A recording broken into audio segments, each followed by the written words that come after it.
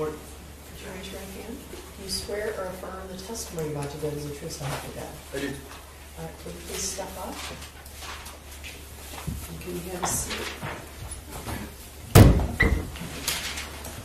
And could you state your name for the record and spell it, your first and last name? Yep. David Metzke, D-A-V-I-D, Metzke, M-E-T-Z-K-E.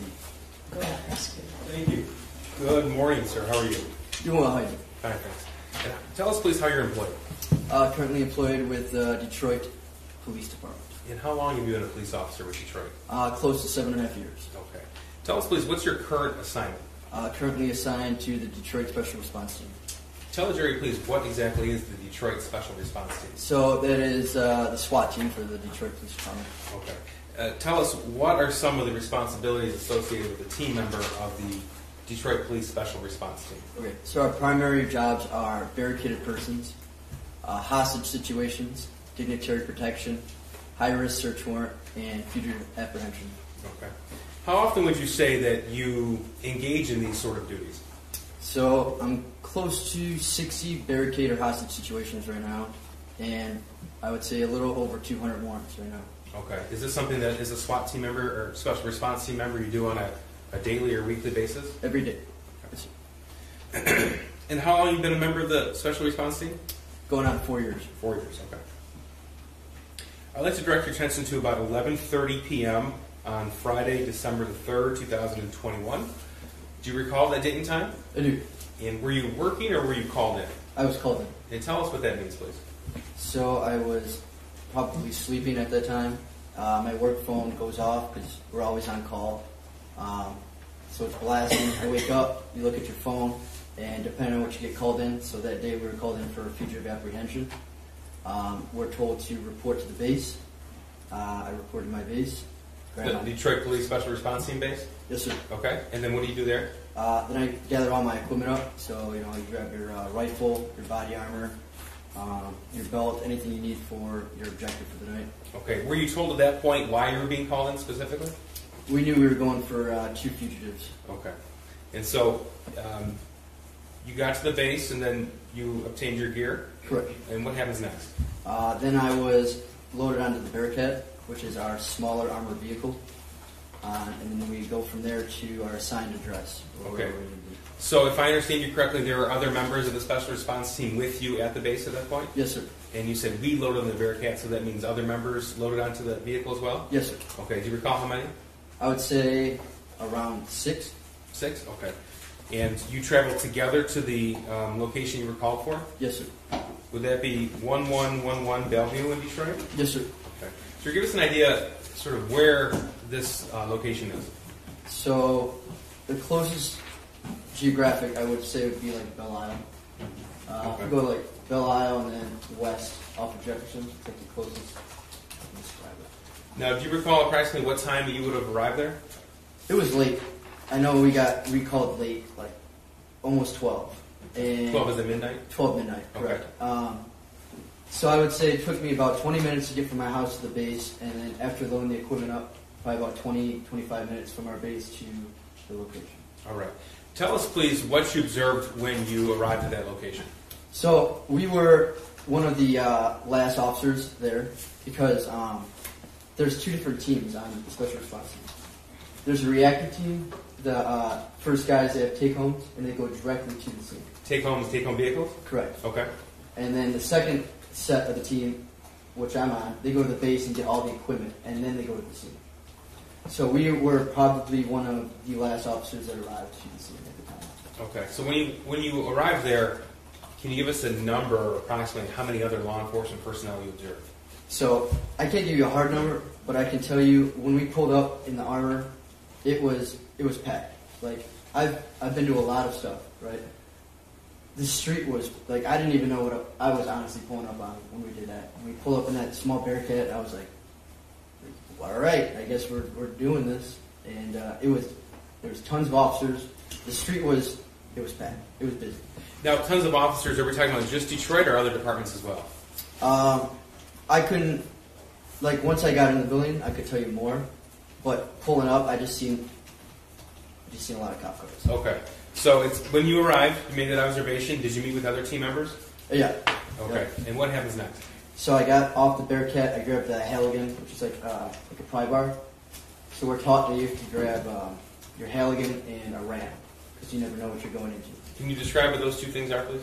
Yeah, so your Halligan, it's going to have like a sharp point on it and like rabbit tails on the end of it, and it's like a bar like about this big. Are you talking about 3 feet long or so? I would say, yeah. Okay. Safe to say. Then you have your ram, and we use a maritime ram, so it's probably about this big. It's like 35 pounds, and it has a block on it about that big. Okay, just so we have a little bit of an idea of making a record here. About a foot and a half long, or? 2 feet, safe to say. Okay. Yeah. And you said there's an end on it? A square end, yeah. A square end, and that's, what, 6 inches diameter? Yeah, I would say it's safe to say, yeah. Okay. And what is that made out of, if you know? It's enough to break the door down, so Okay. it's steel. Okay. And you said it's about 35 pounds? Yes. All right. So you grab those two tools, and then what happens? I grabbed the Halligan. So The Halligan. it'd be too much to carry your rifle, all your equipment, a ram, and halo. So I grabbed the Halligan. I came off the Bearcat, and then I made entry to the door. It was like a smaller door. I remember coming in and then like going left. And when I got in, there was like a lot of officers there, my team members there, guys in jeans with like police vests on, like a marshal. There was a lot going on when I walked in. Okay, I'm going to show you what's been admitted as People's 306. Is that photograph in front of you, sir? Yes, sir. Okay. And do you recognize what's in this photograph? Yes, sir. And tell me what this is, please. That's the scene where we responded to you. Okay. And is that photograph fairly accurately depict what that building was on the evening or the night of December the 3rd, 2021? Oh yeah, it was. I mean, to me, you got to think I'm coming in at 1 a.m. Dark time. It was a warehouse. Okay. That's what I remember there. And here's 307. Is this the same building, just different view?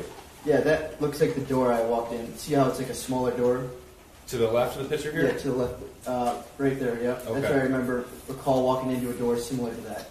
Okay. And tell us again what you encountered when you went in that door. So I came in, and then I went and left. And when I came in, I remember I had my team members here, which our team members, they're very like distinctive. Like we all wear black, and you have your SRT patch on, and you have your Kevlar helmet on. We're very distinct. And then you have other officers like patrol or unmarked officers. So I knew who I was going to rendezvous with my team. Okay, so you have one standard uniform, SRT guys. Correct. Okay, and you mentioned earlier individuals with jeans and vests that say police or... Correct. Okay, Yeah. so when you walked in at that point, could you give us an idea of how many law enforcement personnel you saw? There was a lot. Okay. A lot is in more than 10? Yeah. Okay. Yes, sir. More than 20? Safe to say there was, I would say, 20 if not more. Okay. And this building here, depicted in People's Exhibit 307, there's multiple floors? Correct. Yes, sir. Okay. So, when you walked in, you mentioned you rendezvous with your team. Yes, Tell sir. us what happens next. So we moved, I met up with my sergeant, and they told us that what we're going to do, we're going to start moving through this building. We're going to be looking for these fugitives. So SRT will clear the first level, second level, third level, and move on up. So once we got in there, I remember coming in. There was a hallway to the right, there was a hallway to the left, and then it kind of went like this, and there was like 2 bathrooms on the side here. Okay. So, did Detroit police have one specific assignment then? Detroit Police? The SRT, SRT, yes. Yes, at that time, correct. Okay. So tell us what happened going through this initial assignment. So we were looking for 2 fugitives. We started on the first level, and we started breaking down doors. Okay. Let me pause you right there. Breaching or breaking down doors. Tell us, please, what that entails. So you're using that ram that I kind of explained, right? It's usually one of the bigger guys on the team. It's a specific form. It's the way you swing back, and you're using a ram specifically to bypass the lock on a door. So you're pushing it in with the force. Okay. Did you use this tool on one door or multiple doors on the first floor? I would call us using it on multiple. I would say not more than 3, but I would say at least 2 to 3. Okay. And that's on the first floor. What about on the second or third floors? So I remember before we even got there, we had K9 down there too, which was with us. K9 is in police dogs? Correct. Okay. From there, somebody notified our team that 2 fugitives may be possibly on the second floor, and they never came down. So we went upstairs. When we got upstairs, there was another SWAT team. It wasn't I'm not sure what SWAT team it was. It could have been a federal SWAT team. It wasn't Detroit, though. No, it was not. Okay. So we got up there. They told us that there was locked doors, but they cleared the open doors at that time. So sooner or later, our team got a hold of a ring, like full of keys. And I'm talking like it was a ring, like 100 keys. And there you go. Well, these are the keys to this building. Use it, so we stop breaking down our doors. So we started unlocking doors in the second story and clearing it out. And, Okay. That's on the second floor? Correct. Okay, but that's after doors were already breached on the first floor? Correct. Okay. This is Exhibit 309. Just to confirm, this is the same building, 1111 Belleville, Detroit, just from a different view? Correct. Yes, Okay, correct. Okay, thank you. Now, after you obtained, or your team obtained that ring of keys on the second floor, did you obtain information that the wanted fugitives could be somewhere in the building? Yes, sir. Okay, and do you recall where that was? So we were notified, at least I was notified, that the fugitives may be downstairs in a particular room. So our team went back downstairs to the particular room and we lined up. And Okay, particular room, was it Suite 130? I would say it's safe to say. Okay, so that would be on the first floor. Prior to that information being obtained by your team, that door was not breached, is that correct? Correct. Okay, were doors around that suite breached? Yes, sir. Okay, is that a loud process or a quiet one? It's going to be loud. Okay, and that's because you described the 35-pound ram and what it's used for? Yeah, you're breaking down. Yeah, you're slamming a door. Now, on this particular evening, December 3rd, 2021, well, first of all, let me ask you, do you recall the approximate time that you entered Suite 130 at this location? I don't know the exact. It was late. I know it was late. I know we were clearing probably for at least 40 minutes before we got there. Okay, and that's your particular team clearing for 40 minutes? Yes, sir. I'm Okay. saying me specifically with my team. Okay, thank you. Were you equipped with body-worn camera? Yes, sir. That incident? Okay. And if we had a date and time stamp from that body-worn camera, would that tell us specifically when it occurred? Yes, sir. I'm going to show you what's been admitted as People's 304. This is a body-worn camera from that week.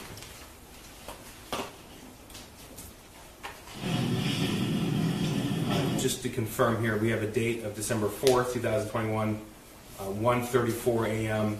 And your name is on the bottom of this? Yes, sir. Okay. Do you recognize this as being your body-worn camera footage? Yes, sir.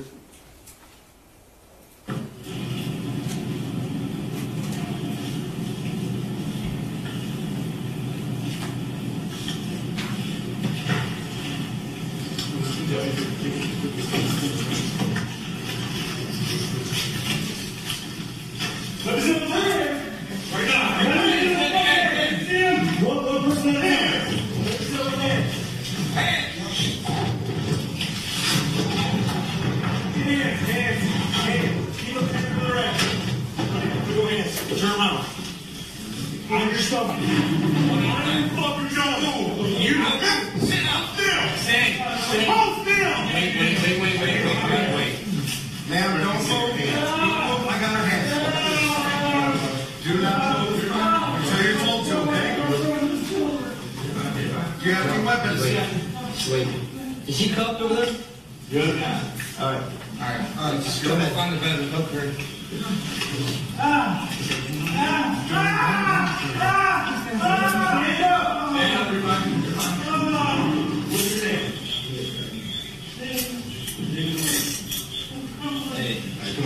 I'm 14.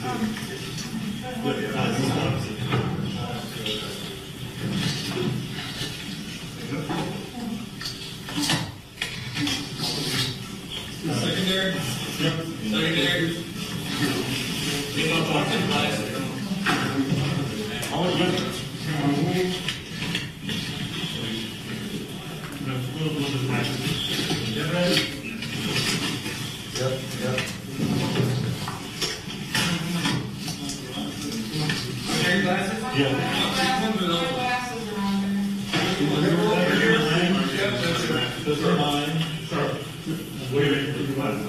Look at him.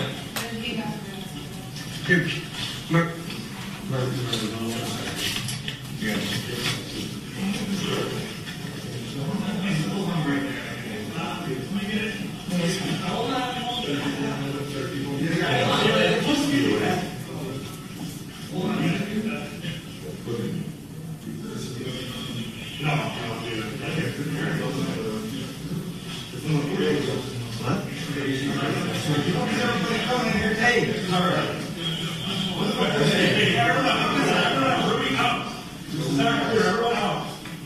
This is still a arrest. Out.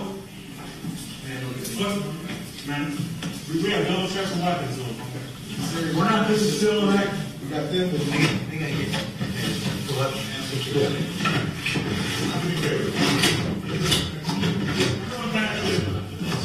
Listen, everybody, do your favor. Not asking you. Sir, I'm going to stop right there. What was the purpose in looking in that specific area? So SRT will clear out, make sure there's no weapons, or if there is a weapon, we'd like it to be known before like detectives or patrol would come in. So SRT's responsibility would be, in this situation, would be to find and make secure the fugitives, but not to search the location? Correct. Okay.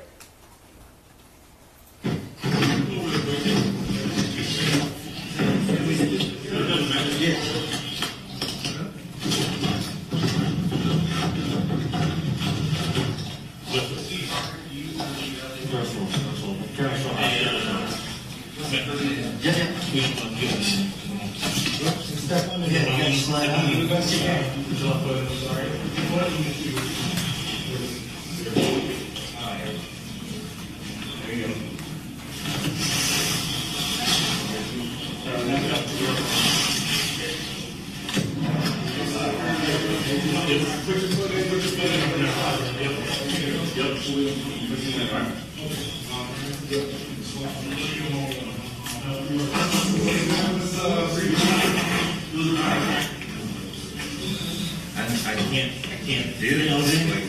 These sorts of things are about crime.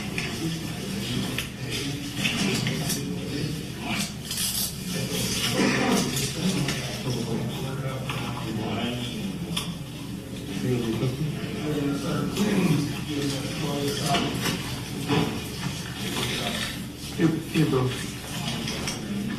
No, never mind. Hey, Woody. Yeah. There you go. Yes.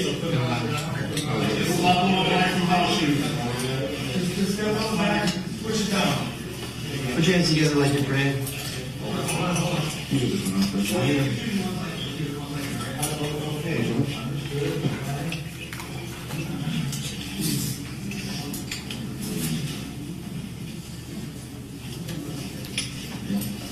Hands back together like your friend.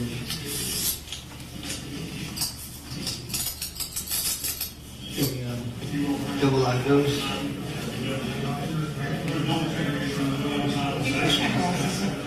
Got this in your pocket? No, I can't see it. That's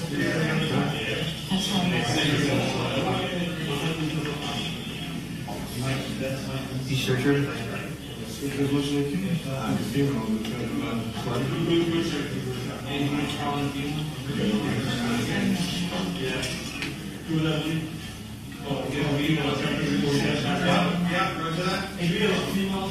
Yes.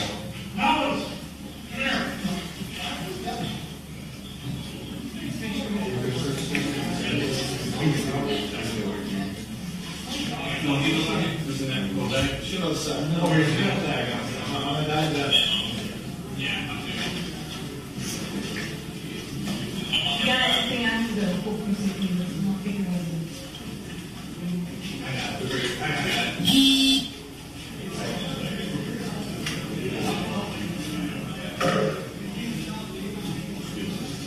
The search of the male fugitive's person, that's for weapons. This is where any found? Not that I can recall now.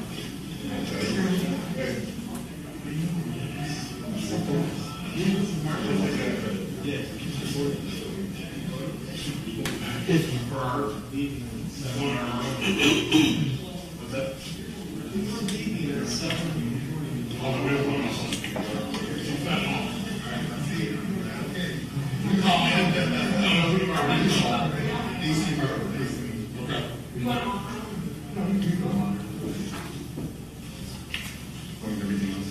See good? Yeah, it's good going. Yeah.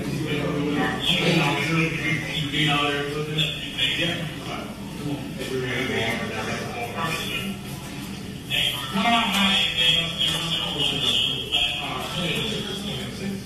What is it? 2806? 2806 call. 2806 call.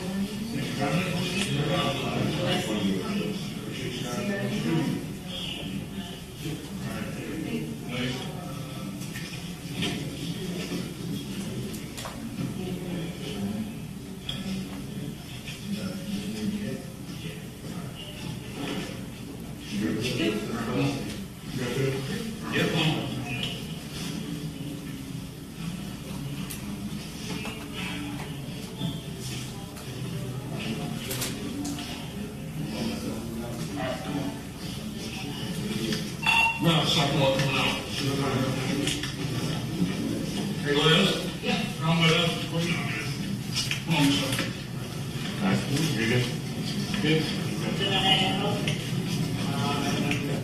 I'm just going to pause it for a second. At 1:42 a.m., 22 seconds. This is the hallway right outside of the suite where they were found in that location? Yes, sir. Okay, does this give an idea of the number of law enforcement personnel outside of that suite at that time? Yes, sir.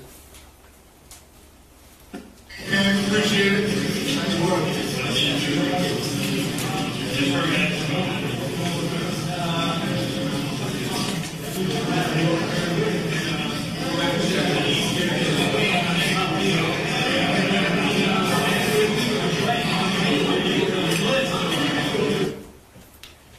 Thank you. I have nothing further, Judge.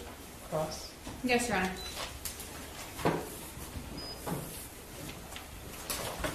Good afternoon. Yeah. Your role with Detroit Special Response Team, one of the things that you do is fugitive apprehension. Yes, ma'am. Fugitive apprehension is typically when there's a person who is not coming in to address allegations or charges against them, correct? I would say that's Okay. correct. Usually, fugitive apprehension is you get involved when it, and correct me if I'm wrong, Okay. if it becomes clear that that person is not going to come in on their own. I'm just going to object to the form of the question, Judge. He's testified that he gets notified of when to report to base. He's given an assignment, and he does the assignment. Yeah, are you the one who decides that? No. In fact, you receive information from your supervisors, Yes, ma'am. and you have no knowledge of the truth to the information that you receive. Truth or inaccuracy, either way. Man, I believe my supervisor not to lie to me, so I'm listening to the order. So you get a phone call, and you go to the station. Yes, ma'am. You testified that there were, I think you said, tons of officers at 1111 Bellevue on December 4th of 2021. Yes, sir. Yep. December 4th. Yes, ma'am. You knew that there was a shooting at Oxford High School on November 30th of 2021. Yes, ma'am. You had seen media coverage about it. Yes, ma'am. You were aware of it.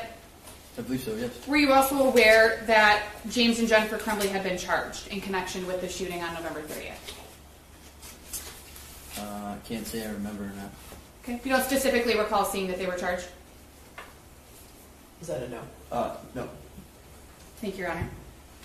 Exhibit 306 was a photo of the exterior of 1111 Bellevue.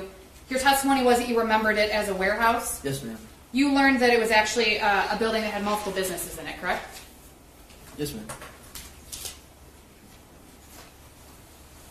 You knew who you were looking for in 1111 Bellevue that night? Yes, ma'am. You had been given photographs, I believe so. descriptions. I believe so. You knew that they were the parents of the Oxford High School shooter? Yes, ma'am. And you received that information from your supervisors or from the other officers when you arrived on scene? Yeah, I would say it's safe to say our supervisors. Okay. Because the reason I asked that is because you testified that when you pulled up onto Bellevue, you didn't know what you were there for. So I wanted to clarify that before you entered 1111 Bellevue, you were given information about why you were entering. I knew I was going for a fugitive apprehension. And who it was. No, at the time I made entry, we found out pretty much who it was, I would say. Okay. Entry into the building? Yes, ma'am. Okay. You testified that you received information while you were inside of Bellevue that the individuals may be on the second floor and may not have come down. Do you remember that testimony? Yes, ma'am. That was not true, correct? Yes. Yes. You learned that that was not true. Yes. The video from your body-worn camera, which starts at 1:34 a.m. and 20 seconds on the timestamp, or it looks like 18 seconds on the timestamp, it's quiet when your video starts, correct? Correct. You can hear Yes, like a little bit of your movement with your equipment and stuff, but otherwise you don't hear yelling, you don't hear any other sounds, correct? Yes, ma'am. You would agree with that? Yes, ma'am.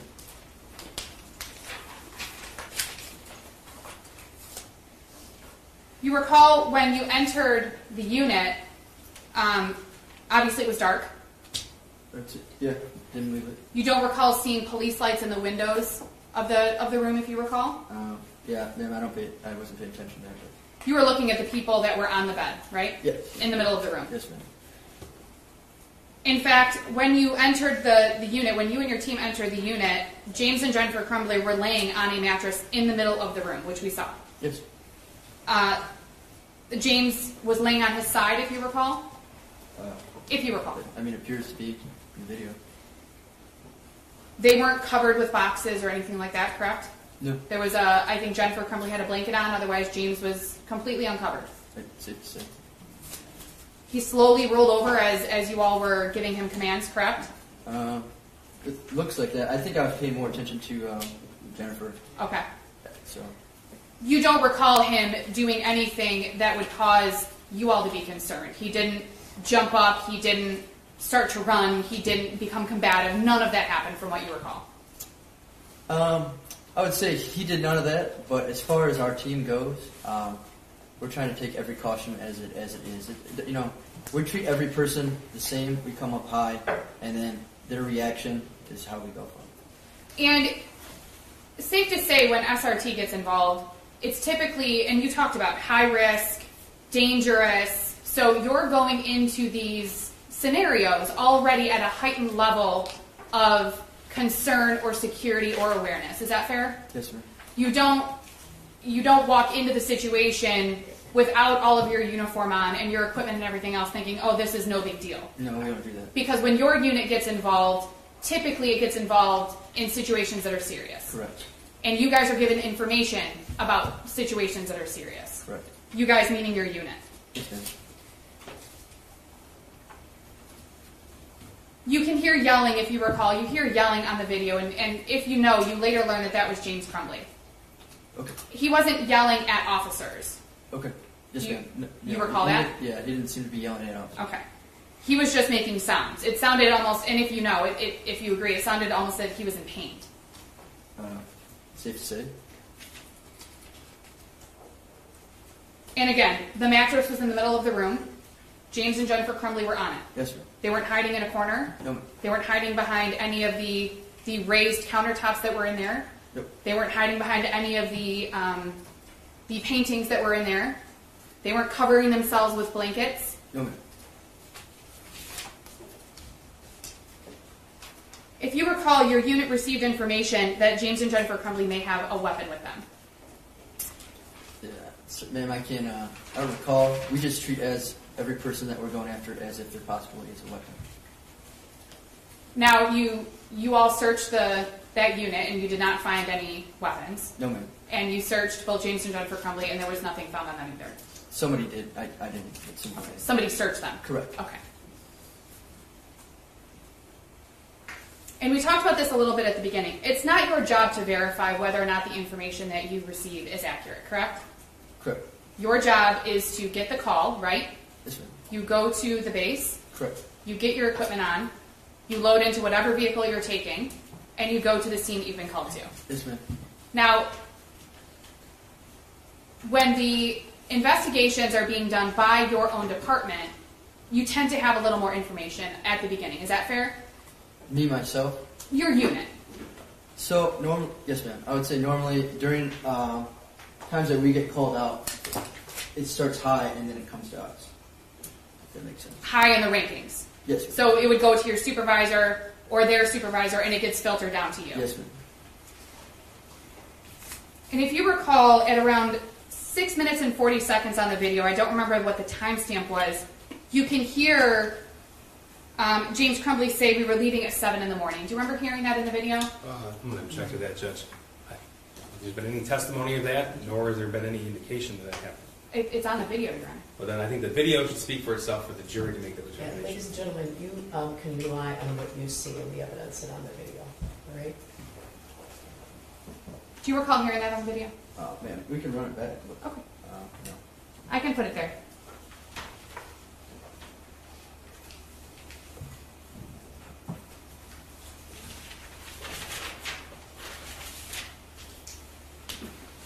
It's at 6:24.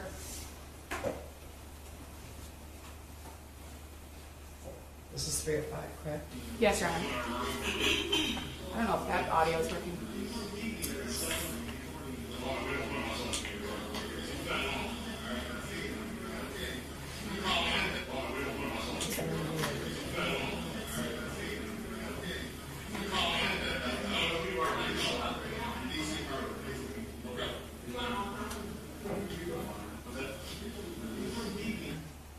Oh, I don't know. Can you hear it from this?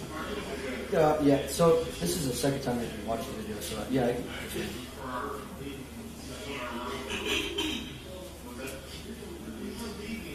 Again, this witness can't interpret what he thinks somebody else may have heard. His camera, obviously, is 3 people away from where James Crumbley's in the video. The video would speak for itself. It does. She has to convert it. And he asked me to play the video back, Your Honor. Now, he said, if you want to play it back, go ahead. I mean, Well, she in didn't. response to a question of, did you hear that? Okay, so did you hear it? Yes. Thank you. I have no further questions, Your Honor. Read your Sir, did you learn that they had active arrest warrants at the time you arrived on scene? I don't recall. I In would order say for a fugitive arrest to occur, you need active arrest warrants. Yes, sir. Okay. And why would you be quiet right before you entered suite 130? So that's a form of a tactic. So we're trying to do. If you can see, we use keys, correct? Yes. You can have 2 options. We could ram the door, we could throw a flashbang in and cause diversionary, or you can come in and be quiet. It would be a shock effect that way. So our supervisors made the decision to use the keys, unlock it, and use it as a surprise effect. So everyone being quiet in the hallway, that was intentional as a tactic before you entered this particular suite. Yes. Now the using the RAM, that wasn't a quiet tactic, was it? No. Okay, so the noise level that would have been depicted before those doors were breached right around this suite here would have been much different? Yes. Thank you, nothing further. Briefly, Your Honor. You have no knowledge of your own whether or not James Crumbley heard anything that was going on outside of that suite, correct? No. Thank you. No further questions, Your Honor. All right, you can step down and you're excused. Thank you.